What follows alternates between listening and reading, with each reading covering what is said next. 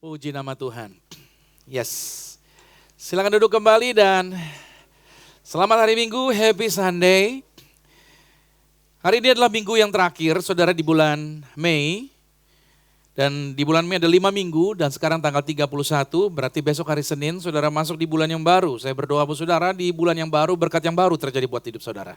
Dan apa yang saudara harapkan di bulan yang baru nanti digenapi, dan apa yang saudara terus doakan pasti digenapi dan pasti terjadi.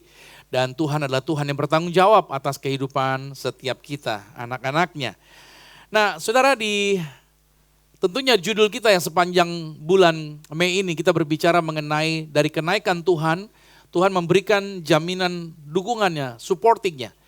Nah Tuhan kita adalah Tuhan yang mensupport, Tuhan kita adalah Tuhan yang menjamin perjalanan kita bukan menjadi perjalanan yang biasa-biasa, tapi menjadi perjalanan yang hebat berjalan bersama dengan Tuhan. Sama-sama dengan saya katakan, saya hebat bersama dengan Tuhan. Oke, saudara harus meyakini bahwa saudara adalah orang-orang yang didesain Tuhan untuk melakukan hal-hal yang hebat dan hal-hal yang besar. Nanti saya akan share sama saudara. Makanya judul kita hari ini berbicara mengenai kunci meraih sukses. Saya kalau lihat kunci saudara, tidak pernah kunci lebih besar daripada pintu. Bahkan kunci jauh ukurannya daripada pintunya. Pernah saudara ketemu kunci sama pintu gedenya sama? Nggak ada ya, selalu lebih kecil. Tapi dengan yang kunci yang kecil, itu bisa membuka pintu yang besar. Sebaliknya dengan hal yang kecil, kunci yang kecil bisa menutup pintu yang besar. Maksud saya adalah, jangan pernah kita anggap remeh hal yang kecil. Justru sebenarnya hal-hal yang besar itu terjadi dimulai dari hal-hal yang kecil. Jadi kalau ada hal yang kecil yang hari ini ada di tangan kita, jangan pesimis. Karena kalau saudara percaya, itu akan dipakai untuk menjadi hal yang besar. Karena selalu Tuhan bekerja, itu tidak langsung dari yang besar. Tuhan bekerja dari hal yang sederhana. Barang siapa setia dengan perkara kecil, dia akan dipercayakan perkara yang besar. Jadi percayalah saudara, kalau saudara merasa kecil atau merasa kemampuan saudara terbatas, jangan saudara minder dan berkata, oh saya tidak punya kemampuan hebat. No.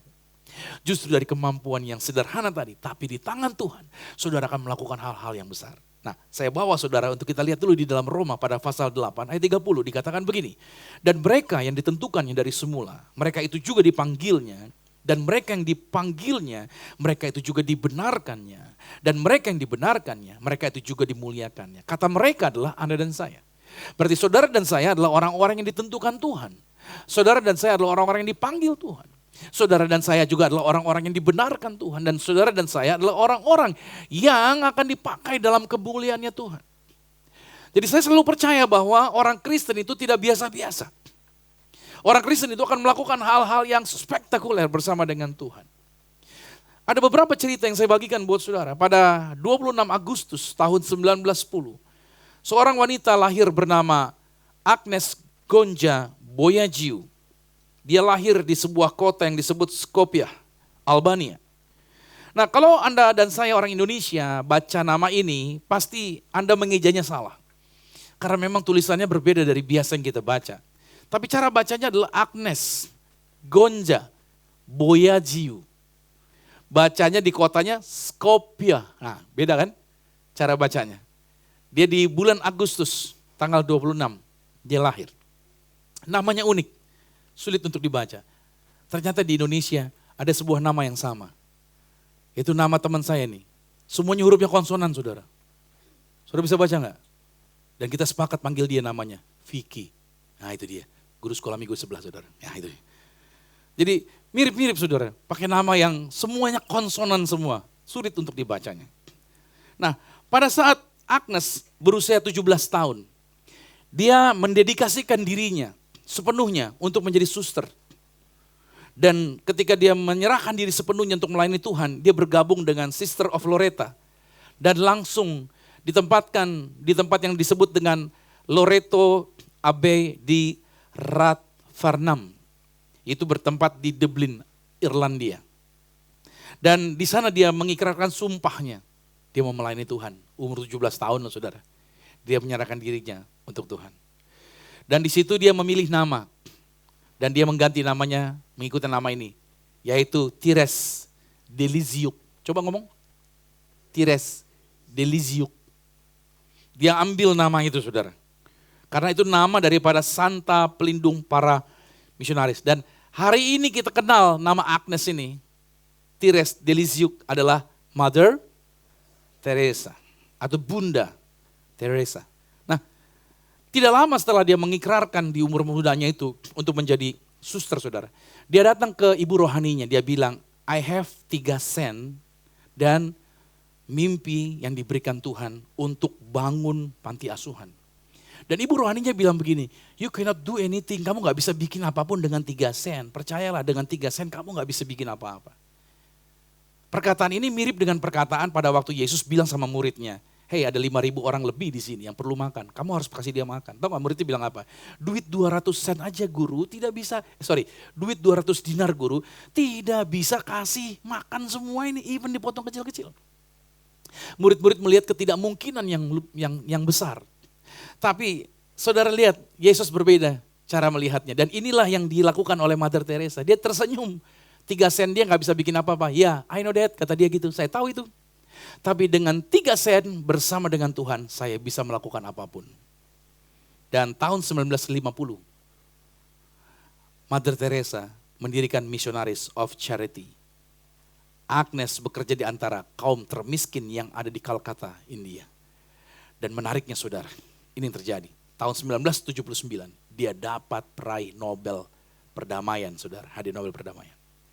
Ketika dia diundang makan bersama para pemenang Nobel, dia menolak untuk makan bersama.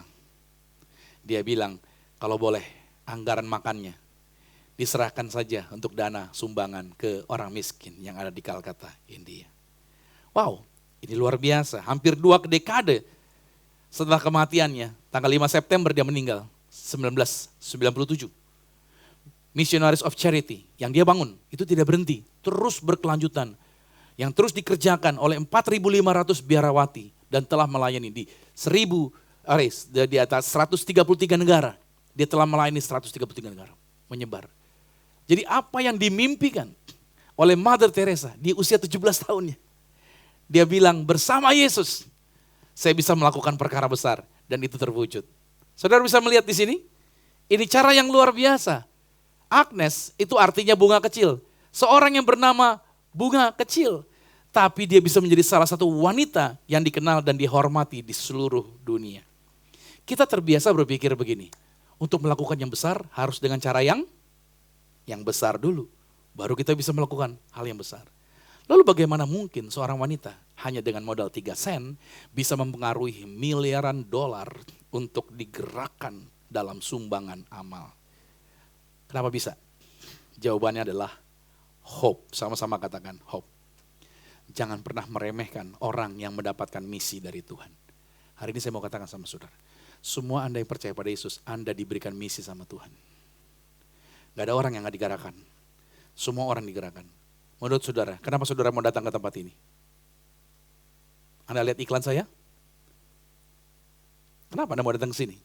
Itu karena Tuhan yang menggerakkan. Berarti Tuhan kasih misi buat saudara. Semua kita ada misi yang Tuhan percayakan. Kenapa saya harus jadi pendeta? Kenapa saya gak jadi pengusaha? Kenapa saya gak melakukan yang lain? Atau saya jadi seorang atlet?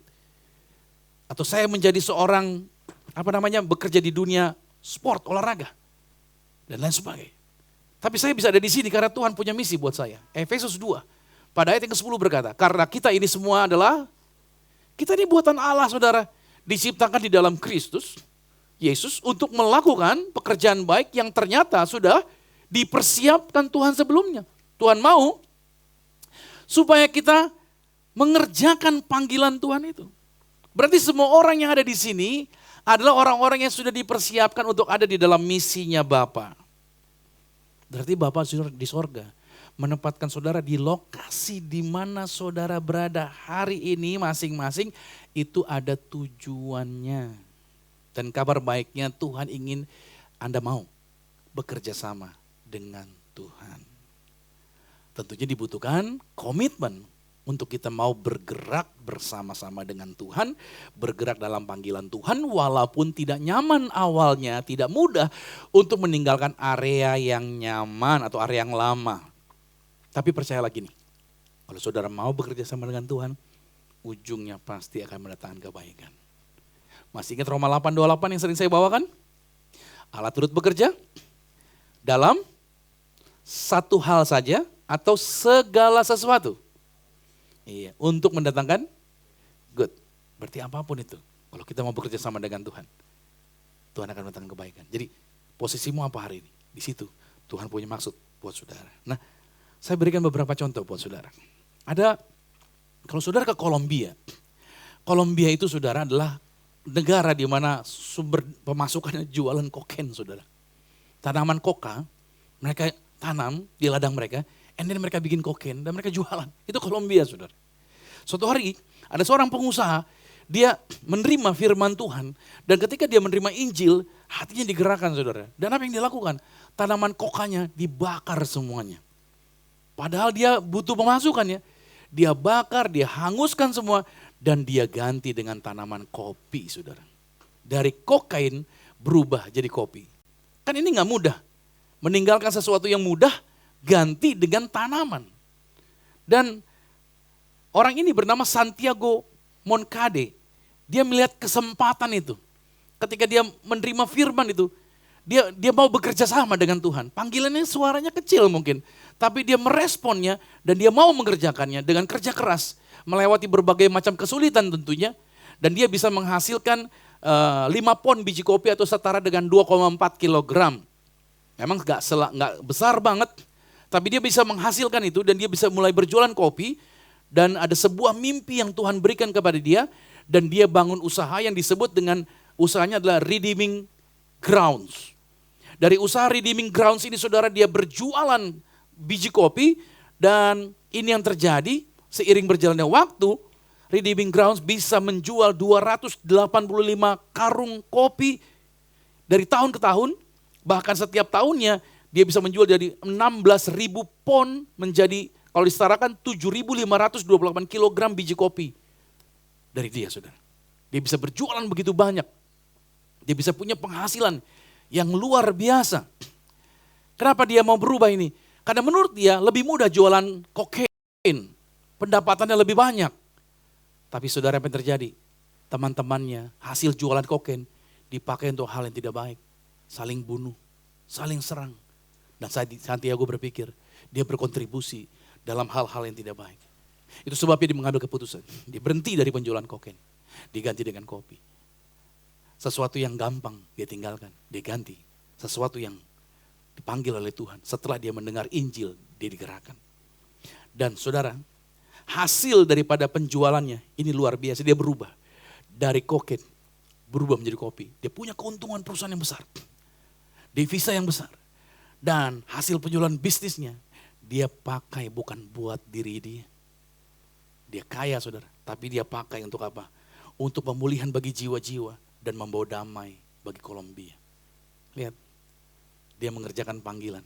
Saya saudara pernah bilang sama saudara, kita gak pernah bahagia dengan apa yang kita kumpulkan. Kita hanya bahagia dengan apa yang kita share, dengan apa yang kita bagikan. Andai saja kita tidak meremehkan panggilan awal yang kecil, maka Tuhan yang memulai pekerjaan yang baik. Dia memulai bagi dari kita. Dia juga akan mengakhirinya dengan luar biasa. Menyelesaikan panggilan ini sampai selesai. Nah, saudara lihat baik-baik. Alasannya apa? Dia bisa mengerjakan ini sampai selesai. Alasannya ini bukan misinya kita. Ini misinya Tuhan. Katakan amin dulu nih. Ini bukan visinya kita. Ini visinya Tuhan. Ini bukan urusan kita. Ini urusannya Tuhan. Ini bukan pekerjaan kita, ini pekerjaannya Tuhan. Amin dulu nih. Itu bukan perkara kita, tapi itu adalah perkaranya Tuhan. Saudara taruh ini. Kalau yang namanya saudara dipanggil sama Tuhan, berarti itu visinya Tuhan. Itu perkaranya Tuhan. Itu caranya Tuhan. Bagian kita adalah percaya dan bekerja sama dan biarkan Dia yang memampukan untuk bisa sampai selesai. Makanya Filipi 1 pada ayat yang ke-6, di sana dikatakan akan hal ini aku yakin sepenuhnya, yaitu Dia yang memulai pekerjaan yang baik di antara kamu akan meneruskannya sampai pada akhirnya pada hari Kristus Yesus. Dan Paulus berkata di dalam Efesus pada pasalnya yang ketiga 20, bagi Dialah yang dapat melakukan jauh lebih banyak daripada yang kita doakan atau kita pikirkan, seperti yang ternyata dari kuasa yang bekerja di dalam kita. Coba kita berpikir deh. Saudara berpikir sejauh apa saudara bisa mampu pikirkan. Tuhan bisa mampu berikan lebih daripada apa yang saudara pikirkan. Seandainya saudara mau percaya. Meskipun kecil yang ada di tangan saudara. Waktu bangun gereja ini. Ada seorang soundman bilang.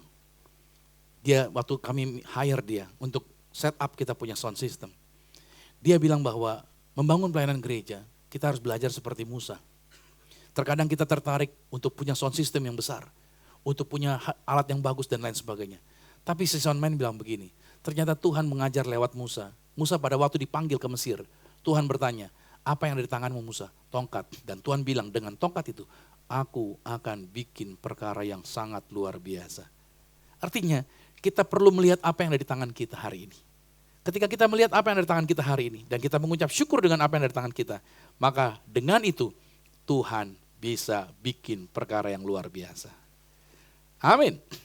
Makanya hari ini saudara dikasih Tuhan, ingat baik. Kalau saudara dipanggil untuk bekerja di sebuah perusahaan, percayalah, bukan perusahaan itu yang manggil Anda. Tapi Tuhan yang panggil Anda untuk ada di perusahaan itu. Kalau saudara bangun sebuah bisnis, bukan Anda yang mau untuk masuk bisnis itu. Tapi Tuhan yang panggil Anda untuk bergerak di bisnis tersebut. Kalau saudara seorang politikus, saudara ikut kampanye dan akhirnya saudara berhasil duduk di depan dewan, anggota dewan. Percayalah hari ini, bukan orang yang memilih itu yang memanggil Anda, tapi Tuhan yang memanggil Anda untuk ada di tempat tersebut. Artinya saya mau katakan sama saudara bahwa di tempat dimanapun kita ditempatkan, entah itu bekerja, berbisnis, atau Anda di bidang politik dan lain sebagainya, semua itu adalah karena Tuhan memanggil Anda. Untuk apa? Agar saudara dimanapun tempat Anda berada, Anda sedang berkhotbah di situ. Halo. Di tempat bisnismu Anda sedang berkhotbah di situ. Karyawanmu itu jemaatmu. Bosmu di tempat kau bekerja itu jemaatmu. Rekan-rekan kolega bisnismu, itu jemaatmu. Lawan politikmu, itu juga jemaatmu. Jadi semua kita sebenarnya dipanggil sama Tuhan, ditempatkan di tempat-tempat manapun, itu Tuhan yang menempatkan agar kita jadi pengkhotbah di situ. Bukan saudara bawa Alkitab seperti saya khotbah di depan mereka, bukan. Alkitab berkata, kamu adalah suratan Alkitab yang terbuka. Orang baca hidup kita.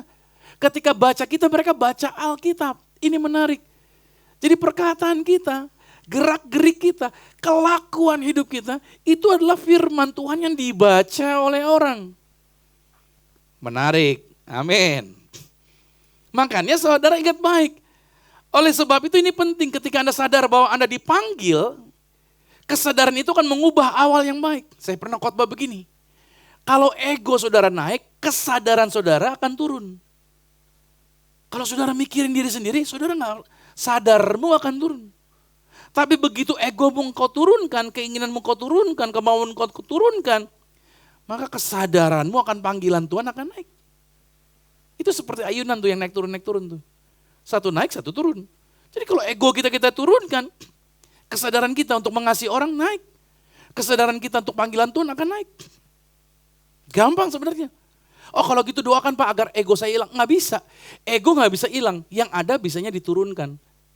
Ketakutan nggak bisa hilang. Hanya diturunkan. Apalagi ketidakpercayaan bisa dihilangkan. Hanya diturunkan. Nggak bisa dihilangkan. Masalahnya volumenya seperti apa tergantung keputusan kita. Nah ketika kita menurunkan ego kita. Kesadaran kita akan naik dan itu akan mengubah. Menjadi harapan yang baik. Bahkan orang-orang yang menurunkan egonya. Mengikuti panggilan Tuhan. Maka mereka akan apa? Akan rela meninggalkan kenyamanan demi melaksanakan panggilan tersebut. Itu yang akan membawa Anda kepada kesuksesan yang sejati. Sukses sejati itu ini saudara. Saudara bisa lihat orang di luar sana yang katanya sukses punya segala macam. Punya ini itu bisa terbang dan lain sebagainya, punya pesawat pribadi dan lain sebagainya. Apa menurut saudara-saudara mereka bahagia? Anda jangan tertipu dengan media sosial. Media sosial itu tidak menampilkan keadaan yang sesungguhnya saudara. Tapi hari ini kalau saudara ngerti konsep firman Tuhan ini. Dan saudara mengikuti panggilan misinya Tuhan. Saudara akan merasakan kebahagiaan. Tidak diukur dari apa yang saudara miliki. Tapi dari apa yang saudara kerjakan buat kerajaan sorga. Amin. Musa nyaman gak di kerajaan Mesir? Oh, very nyaman. Tapi dia meninggalkan jabatan jenderalnya. Dia mengikuti dorongan panggilan untuk membawa harapan bagi orang lain. Kalau Musa mau nyaman sendirian bisa gak? Oh bisa saja. Tenang dia. Tapi dia rela meninggalkan kerajaan Mesir. Dia rela berpanas-panas di padang gurun. Dia rela susah payah dengerin orang dan lain sebagainya. Dia rela nuntun orang, ngajar orang dan lain sebagainya. Tapi itu dorongan. Saya percaya saudara yang namanya dorongan itu memberikan semangat yang tinggi. Dorongan dari Tuhan, panggilan dari Tuhan membuat kita tuh selalu bersemangat. Walaupun ada tantangan, walaupun ada masalah dan lain sebagainya. Makanya saya katakan Tuhan telah menetapkan misi bagi saudara. Saya juga telah ditetapkan misi oleh Tuhan. Sebelum Tuhan terangkat ke sorga, Tuhan telah tempatkan misi ini buat setiap kita. Makanya Tuhan kasih Roh Kudus dalam diri saudara dan saya. Amin. Tanpa Roh Kudus kita gak bisa mengerjakan ini semua saudara. Tanpa Roh Kudus kita tidak mau dipakai sebagai alat Tuhan. Tanpa Roh Kudus kita malas nolong orang lain. Tanpa Roh Kudus kita gak mau bekerja bagi kerajaan Tuhan. Tapi karena sekarang saudara pahami di dalam diri kita ada Roh Kudus. Dan Roh Kudus memampukan kita untuk bisa melakukan perkara-perkara yang luar biasa. Yang kita sendiri sebenarnya gak mampu. Ada contoh lain saudara yang bernama Erika Saimenet. Seorang pengusaha fashion yang terkenal. Dia adalah pengaku dia penggila fashion. Wah, hebat luar biasa. Suatu hari dia menerima firman Tuhan Injil. Dan dia memanfaatkan hasratnya di bidang fashion untuk membuat toko daring yang bernama Paul Cricut namanya. Tokonya namanya Paul Cricut. Dan dia pakai itu untuk berjualan. Dan dia berkata begini bahwa hari ini sebenarnya dunia tidak perlu lagi tambahan butik. Yang dunia butuhkan adalah lebih banyak bisnis yang mendukung kerajaan Allah, kata dia. Kenapa? Karena dia pakai firman Tuhan untuk tokonya, dibangun di atas inspirasi Yesaya pasal 61. Pada ayat yang ke-10 dia berkata, ia mengenakan pakaian keselamatan kepadaku. Dan saudara, hasil daripada laba bersih yang dia dapatkan dari penjualan fashionnya, itu dipakai untuk menolong korban perdagangan seks. Ini websitenya saudara bisa buka beritanya di sana. Dia pakai saudara untuk menolong banyak orang. Bukan untuk membuat diri dia senyaman mungkin. Ini luar biasa. Seorang pebisnis yang memakai keuntungan bisnisnya. Bukan untuk kepentingan dirinya. Tapi untuk menolong orang banyak. Ada lagi seorang yang bernama Joshua The Boys. Dia merasa terpanggil ke dunia politik. Dia masuk ke dunia politik. Dia adalah mantan kepala kantor kemitraan berbasis agama dan lingkungan di kantor eksekutif Gedung Putih. Dia bekerja untuk presiden saudara. Di Gedung Putih. Dia lama bekerja untuk presiden, tapi dia menyadari ada otoritas yang lebih tinggi yang harus dia layani. Dia menyadari panggilan. Memang dia masuk jurusan politik bukan seminari, tapi kok ada dorongan di sana. Untuk apa? Untuk dia membawakan renungan saudara. Kasih renungan tiap hari sama presiden. Dan renungan-renungan itu menguatkan buat presiden. Sehingga presiden mengambil keputusannya tidak salah dalam menetapkan keputusan. Hebat, ini orang. Masuk ke dunia politik bukan untuk pamer dan lain sebagainya, tapi untuk menjadi panggilan suara Tuhan di dalam dunia politik. Nah saudara, ini ajaib. Orang-orang ini masing-masing dari mereka punya cara unik untuk mengikuti panggilannya. Selalu mencari peluang untuk mencapai tujuannya Tuhan. Ini penting, selalu mencari peluang untuk mencapai tujuan Tuhan. Mereka adalah orang-orang yang menolak untuk dilumpuhkan oleh keadaan. Saya nggak tahu nih, 2026, apakah ada situasi yang melumpuhkan atau menghalangi kita untuk bergerak bagi Tuhan. Tapi orang-orang ini telah mengambil keputusan. Mereka menolak untuk dilumpuhkan. Mereka membuat perbedaan terhadap satu orang, terhadap satu proyek, atau terhadap satu kelompok dalam satu waktu. Mereka tahu bahwa Tuhan memanggil dan Tuhan mengurapi mereka. Hal yang sama terjadi hari ini buat semua yang ada di tempat ini. Amin. Tuhan memanggil saudara, amin. Tuhan mengurapi saudara. Karena Tuhan ingin saudara mengalami kesuksesan yang sejati. Lantas apa yang dapat kita pelajari dari panggilan Tuhan ini? Yang pertama, Tuhan tidak memanggil yang mampu. Oh Tuhan gak memanggil yang hebat. Tapi Tuhan memampukan yang dipanggil. Siapapun yang dipanggil pasti dimampukan sama Tuhan. Siapapun yang dipanggil pasti difasilitasi sama Tuhan. Filipi 2:13 berkata, karena Allah lah yang mengerjakan di dalam kamu, baik kemauan maupun pekerjaan menurut kerelaannya. Jadi di dalam diri kita, Itu Tuhan. Kemungkinan besar nih saudara, Tuhan memanggil Anda untuk melakukan sesuatu yang Anda tidak canggih di area itu. Anda gak cukup pintar di area itu. Dan Anda tidak cukup bisa dalam melakukannya. Anda dipanggil ke area itu. Kalau saudara dipanggil di suatu area yang saudara sudah fasih, gak ajaib lagi. Tapi Tuhan panggil Anda ke suatu area yang Anda tidak fasih. Anda tidak berkemampuan di area tersebut. Tujuannya agar apa? Agar setiap hari supaya saudara mengandalkan Tuhan. Kalau saudara sudah berkemampuan di situ, saudara akan berkata, gampang ini mah, piece of cake ini mah, kata gitu. Enggak. Saya saja berkali-kali saudara, kalau saya bisa berdiri di hadapan saudara, sebenarnya saya ngeri setiap kali saya berdiri di hadapan orang banyak. Saya nggak pede, saya nggak berkemampuan untuk percaya diri, untuk menjadi public figure dan lain sebagainya. Sekarang, makanya setiap kali saya mau berdiri, setiap kali saya mau menyampaikan firman, saya selalu minta Roh Kudus pimpin saya. Urapan Tuhan yang memampukan saya. Dan saya bisa melakukan. Bagaimana saya bisa memimpin orang-orang? Bagaimana saya bisa mendengarkan? Saya malas dengerin cerita orang saudara. Sebenarnya saya capek mendengarkan keluhan dan masalah orang. Tapi kok saya malah dipanggil ke area yang saya sebenarnya gak suka. Tapi kok saya bisa malah mendengarkan orang? Itu bukan karena saya. Tapi karena Roh Tuhan memampukan saya untuk saya bisa melakukannya. Dan itu tidak mudah. Saya bisa emosi ngadepin orang yang tidak sejalan dengan saya. Tapi saya harus menghadapi itu. Dan saya bisa tenang menghadapinya. Dan saya bisa mengalah. Loh kok bisa? Kan di dalam penggembalaan saudara, saya harus jadi gembala yang bisa mengalah. Bagaimana mendengar orang dan lain sebagainya. Kok bisa? Itu semua karena Roh Kudus yang memampukan. Nah, itu saudara yang kasih Tuhan. Tuhan panggil kita untuk melakukan sesuatu yang agar kita terus bergantung sama Tuhan. Makanya Tuhan tidak memanggil yang mampu, tapi Tuhan memampukan yang Dia panggil. Nah, ini menjadi catatan penting bahwa mimpi yang Tuhan rancangkan itu akan membuat Anda berlutut dan terus bergantung sama Tuhan. Ini penting. Tuhan mau saudara terus bergantung sama Tuhan. Karena ketika Anda bergantung sama Tuhan, Anda happy. Amin nih. Anda akan sukacita kalau Anda bergantung sama Tuhan. Panggilan Tuhan tentang ini yang kedua adalah mengkritik dan menciptakan. Dalam menjalani panggilan Tuhan kita akan menjumpai kritik di sana sini. Dalam hidup ini selalu ada pro cons. Ada yang suka, ada yang respect, ada yang gak respect.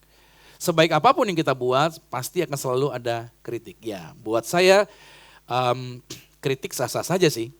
Tapi menurut saya kritik adalah jalan keluar bagi mereka yang terlalu malas untuk menyelesaikan masalah yang mereka keluhkan. Itu kritik buat orang-orang seperti itu. Tapi daripada kita mengkritik karya-karya orang lain, usaha orang lain kita kritik dan lain sebagainya. Misalkan orang itu buat film kita kritik, buat lagu kita kritik, buat bisnis kita kritik. Daripada kita kritik karya orang, apakah lebih baik kalau kita yaitu bikin karya lagi dalam diri kita sendiri. Betul ya? Saya pikir jauh lebih baik membuat karya daripada mengkritik karya orang lain. Karena 2 Timotius 2 ayat 23 berkata, hindarilah soal-soal yang dicari-cari, yang bodoh dan tidak layak. Engkau tahu bahwa soal-soal itu menimbulkan pertengkaran. Ngapain kita berdebat saudara? Ngapain kita kritikin pencapaian orang dan lain sebagainya? Karena menurut saya akan jadi lebih kreatif kritiknya yang ketika kita membangun karya gitu loh, membangun kreativitas. Karena dengan kreativitas kita dapat memberikan contoh kepada orang lain. Maksud saya gini saudara, kalau saudara bangun bisnis, ya kan, terus toko sebelah kan kurang maju tuh, gara-gara saudara bangun bisnis, saudara maju, nah sebenarnya hasil karya saudara yang maju tadi akan memberikan kritik sama toko sebelah, kenapa lu gak maju, benar gak sih? Harusnya dengan karya kita kan seperti itu ya. Jangan sampai kita mau bangun usaha, toko lain udah maju nih. Gimana caranya agar toko kita maju? Maka caranya adalah toko yang lama kita tutup. Kan lagi musim di Indonesia nih ya kan. Toko yang udah lama puluhan tahun ditutup gitu saudara. Terus dibangun toko yang baru gitu. Padahal saya katakan, sesuatu yang besar tidak mulai dari atas. Itu dimulai dari bawah. Makanya kalau kita kritis atau tidak suka dengan persaingan, usaha yang dibangun tanpa persaingan akan tergerus oleh alam dengan sendirinya. Jadi saudara jangan alergi dengan persaingan. It's okay. Gak apa-apa. Kalau ada toko lain yang menyamai saudara. Apalagi kalau jualan mobil tuh. Wah kan semua rame-rame tuh mobilnya. Bener gak? Waduh saingan banyak saudara. Bahkan semakin banyak yang jualan mobil semakin bagus. Kenapa? Karena orang semakin milih kan. Bahkan orang-orang yang mendang-mending tuh saudara, tau gak mendang-mending? Mending ke sini nih, mending ke sini nih gitu kan. Itu akan semakin tertarik belanja dengan semakin maraknya persaingan. Saudara lihat deh, kalau tempat-tempat jual makanan, yang begitu kita masuk, menunya ada 35. Kira-kira saudara kalau masuk ke situ gimana? Menu makanan nasi, 35 menu tuh. Lihat deh, orang kalau ngelihat menu begitu banyak, pertama, kalap nggak? Wih banyak, apa nih, ini enak. Ya kan? Coba kalau menunya cuma 5, kita malas balik. Gitu doang. Tapi kalau menunya banyak seperti itu saudara, wih orang jadi pengen belanja tuh, pengen beli sini. Mau balik lagi dia, gara-gara dibikin banyak. Makanya saudara jangan sampai kita menjadi orang yang sukanya mengkritik karya orang lain. Justru kalau ada orang berhasil, kita harus belajar gini, kenapa dia bisa berhasil? Saya bisa contoh apa dari dia? Apa yang saya bisa kembangkan untuk saya juga bisa mengalami kemajuan? Harusnya begitu ya, yang benar. Makanya kita seharusnya lebih dikenal orang, itu karena apa yang kita perjuangkan daripada apa yang kita pertentangkan atau perdebatkan. Saudara pernah nonton gak pertandingan olahraga? Lihat ya komentator. Komentator itu biasanya seringkali gampang mengkritik pemain. Betul gak saudara? Waduh, harusnya tadi bisa masuk saudara. Indonesia bisa menjebolkan melawan Thailand tadi. Harusnya striker tadi bisa, tapi dia masih terlalu lama kotak-atik di kotak penalti sehingga pada akhirnya bisa diambil sama backnya Thailand. Harus coba kalau dari tadi dia sempat oper ke kanan sedikit teman-teman ya. Dan tembak dari situ, pasti bisa gol. Seringkali yang ngomong lebih canggih. Padahal yang ngomong kalau suruh taruh lapangan bisa gak tuh? Kita kebanyakan jadi apa? Komentator. Banyak kan jadi komentator. Lihat masalah orang kita komenin dari jauh. Waduh begini. Lu gak ada di struggle-nya hidupnya dia gitu kan. Seringkali kita menjadi orang yang gampang mengkritik. Sebaiknya kita bukan menjadi orang yang mengkritik. Tapi orang yang bisa menciptakan karya-karya yang bisa diingat oleh orang lain. Matius 28 ayat 20 berkata, ajarlah mereka melakukan segala sesuatu yang telah kuperintahkan kepadamu. Dan ketahuilah, dikatakan apa? Aku menyertai kamu senantiasa sampai pada akhir zaman. Dalam masa krisis 2026 ini saudara, justru Tuhan memberikan kita ide sebenarnya. Kita bisa mengembangkan untuk jadi berkat. Saya yakin situasi yang sulit justru bisa memunculkan kemampuan-kemampuan yang hebat di dalam diri kita. Jadi sebenarnya kalau saudara menghadapi situasi sulit, puji Tuhan. Kenapa? Karena saudara akan memunculkan ide yang baru. Makanya berhentilah mencari kesalahan mulai hari ini. Mari ciptakan solusi. Yang ketiga saudara, semua orang berhak atas pengurapan. Dipanggil Tuhan berarti ada pengurapan dalam diri kita. 1 Yohanes 2 ayat 27 berkata, sebab di dalam diri kamu tetap ada pengurapan yang telah kamu terima daripadanya. Karena itu tidak perlu kamu diajar oleh orang lain, tetapi sebagaimana pengurapan yang mengajar kamu tentang segala sesuatu, dan pengajaran itu benar, tidak dusta, dan sebagaimana dia dahulu telah mengajar kamu, demikianlah hendaknya kamu tetap tinggal di dalam dia. Boleh jadi saudara ada seorang guru, boleh jadi saudara ada seorang dokter atau pengacara, atau leader tim asuransi, atau ada seorang barista. Boleh jadi, saya katakan di posisi Anda, Tuhan adalah Tuhan yang mengurapi Anda. Untuk melakukan apapun yang Anda lakukan, gak peduli pangkat Anda rendah ataupun tinggi, percayalah, di dalam setiap bagian pekerjaan Anda ada pengurapan Tuhan. Kalau saya butuh pengacara, tentunya saya butuh pengacara yang pernah sekolah hukum. Tapi di atas itu, yang saya butuhkan adalah pengacara yang diurapi Tuhan. Akan berbeda tentunya. Kalau saya butuh perawatan dokter, misalkan pengen dioperasi, tentu saya ingin dokter yang sudah sekolah fasi kedokteran tentunya. Tapi di atas itu, lebih daripada itu, saya butuh seorang dokter yang tangannya diurapi Tuhan. Kalau saya ingin mendaftarkan asuransi, maka yang saya maunya dijelaskan oleh agen asuransi yang berpengalaman tentunya, teredukasi dengan baik. Tapi lebih daripada itu saya butuh agen asuransi yang diurapi Tuhan. Bahkan kalau saya mau minum double shot coffee, maka saya, saudara sudah paham kan, butuh barista yang bisa bikin kopi. Tapi lebih dari itu, saya butuh barista yang diurapi Tuhan. Amin. Sampai sebegitunya saudara, sampai minum kopi aja kita butuh barista yang tangannya diurapi Tuhan. Artinya saudara yang kasih Tuhan, bahwa pengurapan Tuhan itu tidak mengenal batasan posisi. Ataupun riwayat hidup, apapun posisi pekerjaan. Semua kita itu diurapi Tuhan dalam posisi apapun. Artinya di posisi saudara, saudara misalkan jual beli mobil, saudara misalkan jual beli asuransi, saudara misalkan kerja di sebuah kantor, saudara seorang pengusaha makanan, saudara seorang pengusaha bisnis misalkan aksesoris dan lain sebagainya, whatever.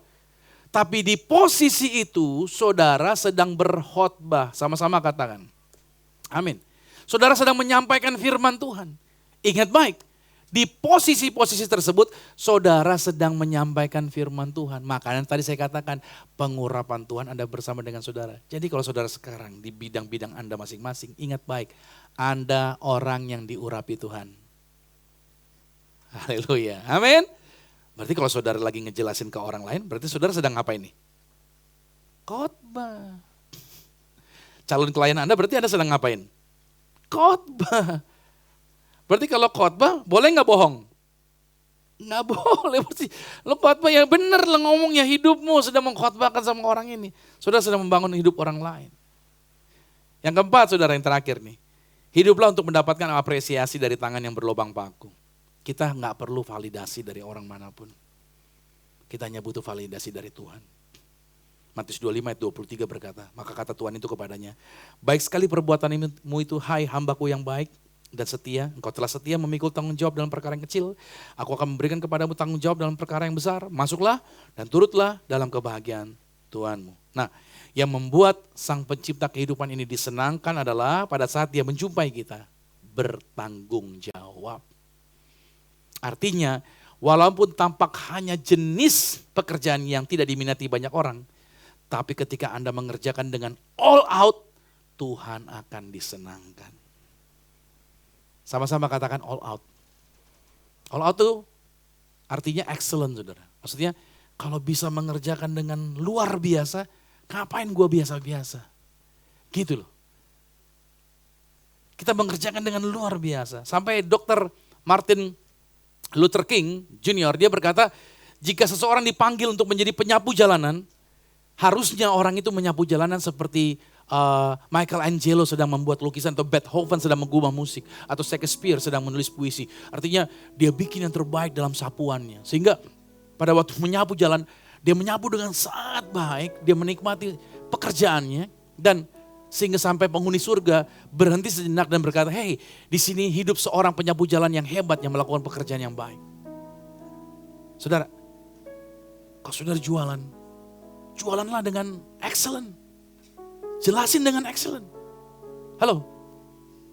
So, Anda auditor. Jadilah auditor yang excellent. Lakukan dengan the best. Kalau saudara seorang bisnis percetakan, bikinlah bisnis percetakan Anda yang the best. Lakukan yang terbaik. Teman saya jualan mobil. Ikut saya pelayanan. Saya bilang sama dia, you bisa kalau hari Minggu gak usah jualan mobil. Tapi hari Minggu banyak pembeli, pastor. Ya terserah kamu. Tuhan bisa rapel di hari Senin. Yang hari Minggu kamu gak dapat. Kalau you percaya, you diberkati bersama saya. Dia mau, dia gak jualan hari Minggu. Dia jual hari Senin. Dia terbukti sudah.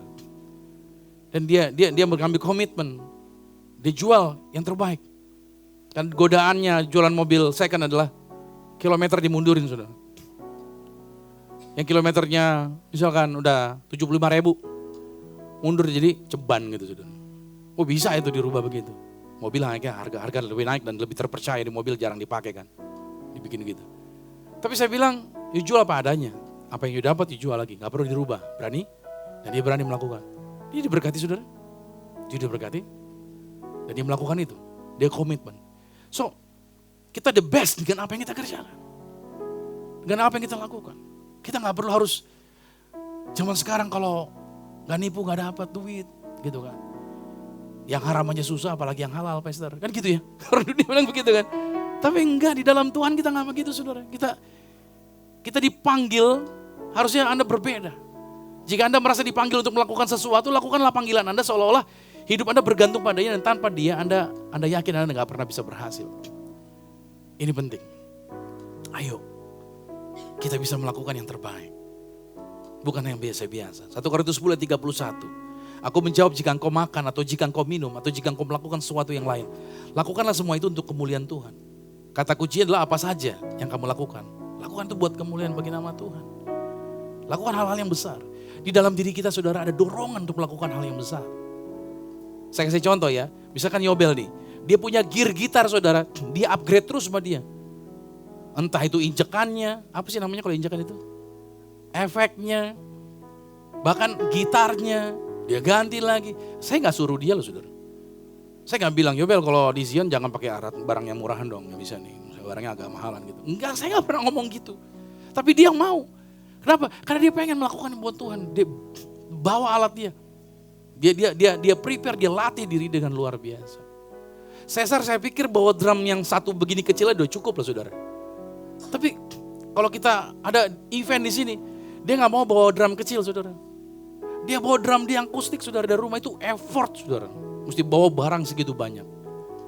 Bahkan mungkin Cesar merelakan istrinya tidak ikut dulu karena mobilnya penuh. Saking banyak drumnya gitu isinya ya. Terus istrinya suruh naik Grab katanya begitu saudara. Saking dia memberi yang terbaik gitu, dia mau melakukannya buat Tuhan. Dia excellent, dia mau melakukan itu saudara.